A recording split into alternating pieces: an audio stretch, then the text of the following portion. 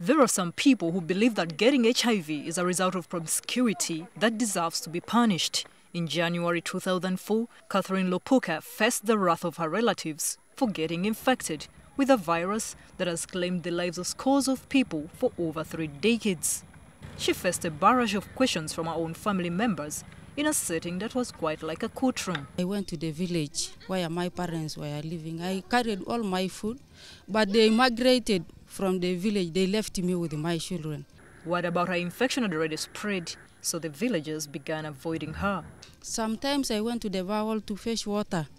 People, they could just run in the borehole. They leave us alone. Catherine's troubles only got worse. The worst one experience in life.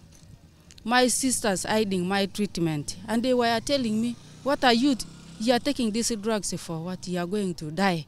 According to the 2011 Uganda Demographics and Health Survey that looked into people staying in regions willing to take care of AIDS patients, Karamoja scored worse at 52 for women and 62 for men. As the years went by, Catherine's frustrations and miseries only got worse. Her husband was bedridden and her son experienced the negative attitude that his relatives had towards him. His brother came and said that he's going to die. He went to those places that saying that my brother's died. You bring money so that I can survive.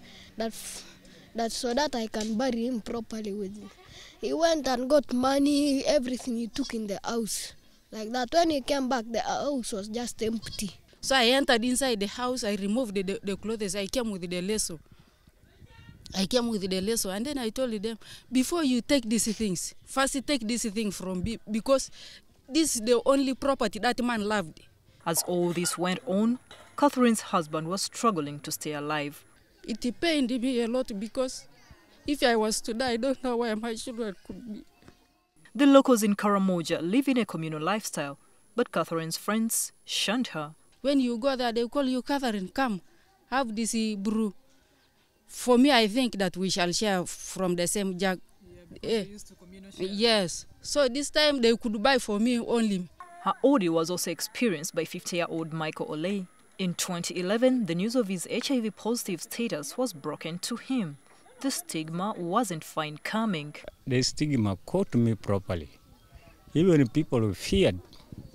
They could not move near me. They could not eat with me together. Even sleeping, I sleep at the door when they are sleeping in their beds. His wife too left with their 3 children.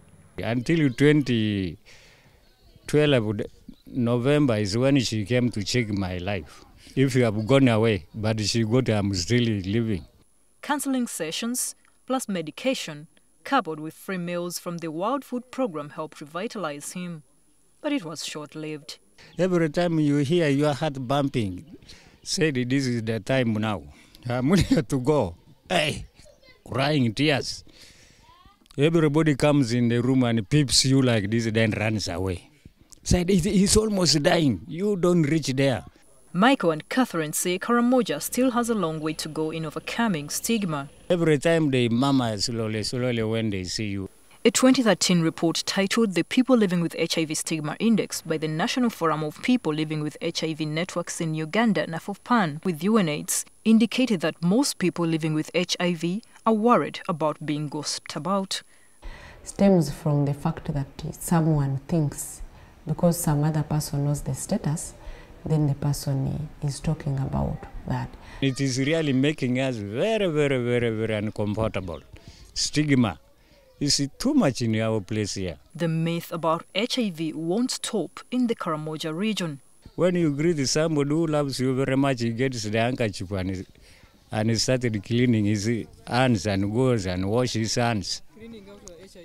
Yeah, that you will get HIV already. Even if rain comes, when the things are outside, nobody can pick it because I'm HIV positive. Now nobody ever engages in an argument with Michael. When I move near them like this, they run away. They said, if he catches us, he will bite us and he gives us HIV. The UNAIDS country coordinator, Musa Bungudu, says that such attitudes should stop if the world is to achieve the 3 zeros, ending new infections, stopping deaths and discrimination. 80% of women and 69% of men, they have one level or another way of discriminating against people living with HIV. But in as much as there is external stigma, internal stigma as well is high, and the impacts registered in Uganda's first ever stigma index are daunting. Not having more children, not getting married, living in isolation, and some desert clinics. The Uganda AIDS Commission, with UN partner support, is putting in place an action plan for stigma reduction in the country. 2015 is the determinate year of ending it. The very people who took my things, they are now staying with me. My wife has come back now. She's even in the house already. They are a happy lot. Catherine's husband is healthy and working, and their children are HIV negative. Florence, NTV in Moroto, Karamoja.